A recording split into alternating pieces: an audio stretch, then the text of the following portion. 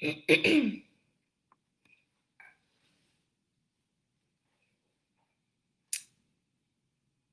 waiting to see. Let's see. Just thinking. Hey, everybody. Happy Wednesday. Oh my goodness. One of my favorite days of the week. Anyways, hope you are all. Here we go. Hold on. My rolly chair is banging into everything. Anyways, hope you're all doing amazing. This is day 3 of the Sales to Scale challenge, and I love the comments and that so many of you are doing the homework and posting your vision and then the problem that you're solving, which is super super cool. So congratulations. I love that. I hope that this is all super helpful for you. And just to recap, Monday we talked about your vision and why being connected to your vision is super important, and how it can help inform you about who you want to help and creating more impact. Yesterday we talked about the 3 mindsets and roadblocks that most entrepreneurs experience and how to overcome them. But the biggest one and my favorite one is really from a sales perspective is always keeping in mind that sales is serving that you are a problem solver and that sales is not pushy and aggressive. You're actually doing people a disservice by not offering them your help. So hope those reframes help you get more comfortable with getting out there, being seen, etc. And today we're going to talk about something super simple that I think everybody talks about. And yes, I still have itchy, itchy throat. So just bear with me here. It's definitely allergies, which it's like way too late. But anyways, we're going to talk about something that I think everybody talks about, and I see over and over with all of my clients, with people that I just talk to in general, that you're not specific enough, and that's creating your client avatar and really narrowing down and getting super specific about who you want to work with. And I know some of you, as you're watching this, hey Eileen, how are you? I know some of you, excuse me, as you watch this, are like, but I can help so many people, and that's true, and that's awesome, and yes, you can. And it doesn't mean that you can't help everyone, but in order to help someone, right, in order to help the people that you want to really take care of, they've got to be able to see, excuse me, but they need to be able to see you, and they need to be able to recognize that you are the person to solve their problem. And that comes from really getting specific about who it is you're working with. I actually have my clients go through this process once a year because it's good to reevaluate who you're marketing to. And it's more than just demographics. I'm not talking about, where they live, the age group, that type of stuff. You want to create a person that you can really speak to. Okay? And things like the psychographics. What are their beliefs? Right? How do they feel about the things that you offer are going to help narrow that down. What activities do they like to do? Who are they hanging out with? Where are they hanging out? These are all really important things in creating your client avatar and getting super niche down.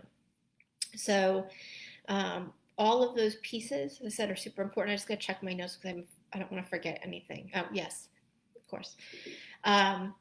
So as you're doing that, and the homework for today is going to be to fill out and then post and describe your client avatar, but there's a worksheet in the description above. So you can download that and really review who your client avatar is, both from the perspective of going through some of the questions in the worksheet and looking at who are you working with.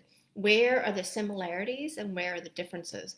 You may be surprised. I actually just had one of my clients in the 6-figure accelerator group be really surprised that she had defined a client avatar and then everybody that she had signed in the last couple of months was slightly different than that. So she had to go back and look at where the similarities were so she could create her marketing. And this is why it's so important to have a really clear, like, give your client avatar a personality, a name, have fun with him or her, and don't be afraid, as I said, of being too narrow, because you want that person to be able to be like, oh my God, this person's reading my mind, right? So having your client avatar, understanding where they're going to be, where they're at, what problems they have, what their fears are, what their hopes and dreams are, is it going to allow you to create your messaging, right? The next step in creating the sales funnel is creating messaging that allows your person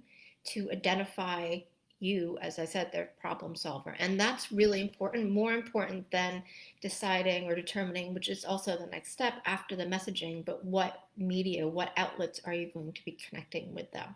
Knowing who your person is and where they're showing up will allow you to choose the best one. And just from a social media perspective, it's, are they hanging out on Facebook or LinkedIn or Instagram or TikTok or Pinterest or any of the 6 gajillion other things that are out there for us to connect with? Are they showing up at virtual networking groups?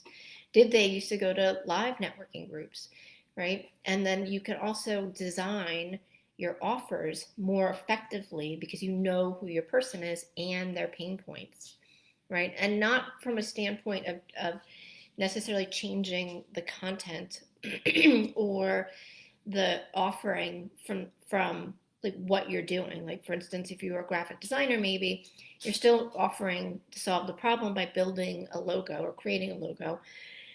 Excuse me. And helping them with brand awareness and building brand visibility. But the problems, right, that you're talking about may be different, or the way that you talk about it, or the languaging that you use. Okay, so that's really the biggest thing with narrowing down who your client avatar is. And it allows you to stop wasting time and money in areas that aren't going to help you or benefit you. And that's one of the things that I see a lot of people do is they try to master, so all of social media platforms all at the same time, and they get frustrated because they're not getting the results. When everybody that you need to be talking to is actually on LinkedIn. And it's just focusing on that one presence, right? Do one thing at a time. Okay.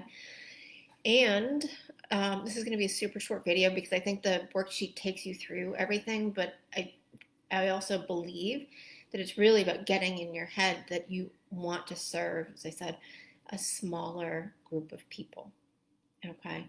And it does not mean that, like, you do the one-offs. If that somebody, comes in and really wants to work with you, just because you have a narrow focus and a narrow niche doesn't mean that you can't work with them, right? That's the beauty of this, is that sometimes random people show up and they're your best clients as well. So again, homework for the day is fill out and do the worksheet. It should take you like 20, 30 minutes, so a little bit more work today. But go ahead and review this, and look at the clients that you're serving now and their similarities and their gaps, okay? And then post who your client avatar is in the comments below.